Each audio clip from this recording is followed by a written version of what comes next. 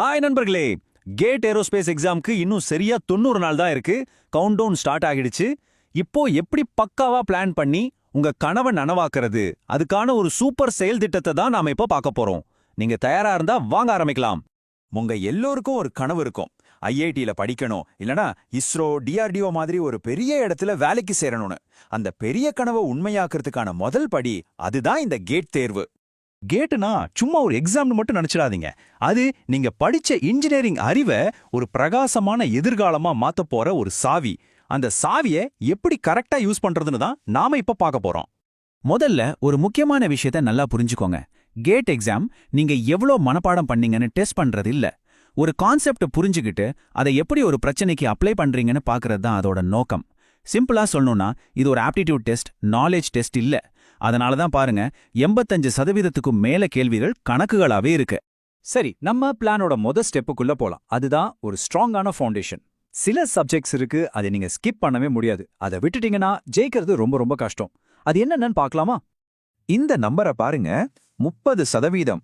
Engineering மேத்ஸ்ல இருந்து 15 mark, general ஆப்டிடியூட்ல இருந்து 15 mark, ரெண்டும் சேர்த்து மொத்தம் 30 மார்க். 100க்கு 30 மார்க் இந்த ரெண்டே ஏரியால இருந்து மட்டுமே வருதுன்னா இது எவ்வளவு முக்கியம்னு நீங்களே யோசிச்சு பாருங்க. ஒரு எக்ஸ்பர்ட் என்ன சொல்றாருன்னு கேளுங்களேன். மேத்ஸ்லயும் ஆப்டிடியூட்லயும் ஒருத்தர் ஸ்ட்ராங்கா இல்லைன்னா அவங்க 50-60 மார்க் எடுக்கிறதே ரொம்ப கஷ்டம்னு நான் பார்த்திருக்கேன். இது ரொம்ப உண்மை. ஏன்னா கணிதம்ங்கிறது மற்ற டெக்னிக்கல் சப்ஜெக்ட்ஸ்க்கும் ஒரு அடித்தளம் மாதிரி. அப்போ உங்க டார்கெட் என்னவா இருக்கணும்? ரொம்ப சிம்பிள். இந்த 2 செக்ஷன்லயும் சேர்த்து குறைஞ்சது 25 மார்க்குக்கு மேல எடுக்கணும். டாப் 100 ரேங்க் எடுக்கிற எல்லாருமே இதை கண்டிப்பா பண்ணுவாங்க. சோ இதை உங்க முதல் இலக்கா வச்சுக்கோங்க. ஓகே, ஃபவுண்டேஷன் போட்டாச்சு. அடுத்து நம்ம பிளானோட இதய பகுதிக்கு வரோம். அதாவது நம்ம கோர் ஏரோஸ்பேஸ் சப்ஜெக்ட்ஸை எப்படி படிக்க போறோம். எல்லாத்தையும் ஒன்னு போல படிக்கணுமா, இல்ல எதுக்கு முக்கியத்துவம் கொடுக்கணும்னு பிரிச்சு படிக்கணுமா? வாங்க ஸ்மார்ட்டா பிளான் பண்ணலாம். இந்த 4 சப்ஜெக்ட் தான் நம்ம டெக்னிக்கல் பேப்பரோட தூண்கள் மாதிரி. கேட் ஆரோஸ்பேஸ்ல வர்ற பெரும்பாலான மார்க்ஸ் இதுல இருந்து தான் வருது. அதனால இதுல எந்த காம்ப்ரமைஸும் பண்ணாம அக்கு வேற ஆணி வேற படிச்சு முடிக்கணும். பாருங்க, ஃப்ளைட் மெக்கானிக்ஸ்ல இருந்து மட்டுமே 12ல இருந்து 15 மார்க், ஏரோடைனமிக்ஸ்ல 12-14 மார்க், ப்ரொபல்ஷன் ஸ்ட்ரக்சர்ஸ் இதுல எல்லாம் தலா 10-12 மார்க். நீங்களே கணக்கு போட்டு பாருங்க, இந்த 4 சப்ஜெக்ட்ல இருந்து மட்டுமே கிட்டத்தட்ட 50 மார்க் வருது. அதனால தான் இதுக்கு நம்ம ஃபர்ஸ்ட் ப்ரையாரிட்டி கொடுக்கணும். ஆனா எல்லா சப்ஜெக்ட்டுக்கும் இதே மாதிரி உட்கார்ந்து படிக்கணுமா? தேவையே இல்ல. சில சப்ஜெக்ட்ஸ்க்கு வெயிட்டேஜ் ரொம்ப கம்மி. அப்போ அந்த மாதிரி சப்ஜெக்ட்ஸை எப்படி ஹேண்டில் பண்றது?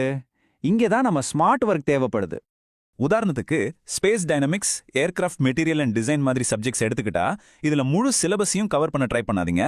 அதுக்கு பதிலா பழைய வருஷ கொஸ்டின் பேப்பர்ஸ் எடுத்து பாருங்க. எந்த டாபிக்ஸ்ல இருந்து திரும்ப திரும்ப கேள்வி கேட்டிருக்காங்களோ அதை மட்டும் நல்லா படிச்சா போதும். இது உங்க நேரத்தை ரொம்பவே மிச்சப்படுத்தும். இந்த பிவைக்யூஸ், அதாவது முந்தைய ஆண்டு வினாத்தாள்கள், ஒரு புதையல் மாதிரி. அதை சும்மா கேள்வி பதிலா பார்க்காதீங்க. அது உங்களுக்கு ஒரு மேப் மாதிரி.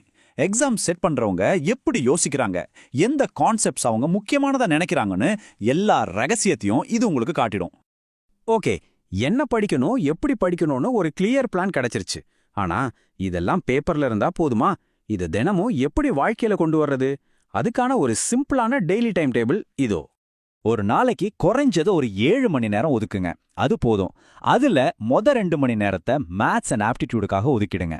அடுத்த 3 மணி நேரத்தை ஒரு புது டெக்னிக்கல் சப்ஜெக்ட் படிக்கிறதுக்கு யூஸ் பண்ணுங்க. கடைசியா இருக்கிற 2 மணி நேரம் ரொம்ப முக்கியம். அன்னைக்கு படிச்சதை ரிவைஸ் பண்றதுக்கும் ப்ராப்ளம்ஸை சால்வ் பண்ணி பார்க்கறதுக்கும் அதை யூஸ் பண்ணுங்க. ஒரே ஒரு விஷயத்த நல்லா மனசுல வச்சுக்கோங்க. நீங்க புதுசா படிக்கிறதெல்லாம் ஒரு பக்கம் இருந்தாலும் படிச்சதை திரும்ப திரும்ப ரிவைஸ் பண்றது தான் உங்க நாலேஜை ரேங்கா மாத்தும். சோ எக்ஸாம்க்கு முன்னாடி குறைஞ்சதை 2 தடவையாவது ஃபுல் சிலபஸை ரிவிஷன் பண்ணி முடிக்கணும்னு ஒரு டார்கெட் வச்சுக்கோங்க. இப்போ நம்ம பிளானோட ஃபைனல் ஸ்டேஜுக்கு வந்துட்டோம். இது ரொம்ப ரொம்ப முக்கியம். நீங்க இவ்ளோ கஷ்டப்பட்டு படிச்சதெல்லாம் செய்யக்கூடாத சில சின்ன சின்ன தவறுகளால வீணா போயிடக்கூடாது. அப்படி எல்லாரும் பண்ற காமனான மிஸ்டேக்ஸ் என்னென்னு பார்க்கலாம் வாங்க. இதை நீங்க மட்டும் பண்ணிடாதீங்க. இந்த லிஸ்ட பாருங்க. 10 புக்கை வச்சு படிச்சு குழம்பிக்கிறது, மேத்ஸையும் ஆப்டிடியூடையும் கண்டுக்காம விடுறது, ரிவிஷனையும் மார்க் டெஸ்டையும் ஸ்கிப் பண்றது, கான்செப்டை புரிஞ்சுக்காம ஃபார்முலாவை மட்டும் குருட்டுத்தனமா மனப்பாடம் பண்றது, அப்புறம் பிஒய்க்யூஸை பார்க்காமலேயே எக்ஸாமுக்கு போறது. இந்த மாதிரி தவறுகள் தான் நிறைய பேருடைய ரேங்கை காலி பண்ணுது. இந்த வரியை நல்லா கேட்டுக்கோங்க. கேட்ல ஜெயிக்கிறதுக்கு நீங்க ஒரு பெரிய அறிவாளியா இருக்கணும்னு அவசியம் இல்ல. ஆனா 3 விஷயம் ரொம்ப முக்கியம். 1 கன்சிஸ்டன்சி, அதாவது விடாம படிக்கிறது. 2 கான்செப்ட்ல ஸ்ட்ராங்கா இருக்கிறது. 3 எக்ஸாமை ஸ்மார்ட்டா ஹேண்டில் பண்றது. இப்போ உங்க கையில ஜெயிக்கிறதுக்கான ஒரு முழுமையான ப்ளூ பிரிண்ட் இருக்கு.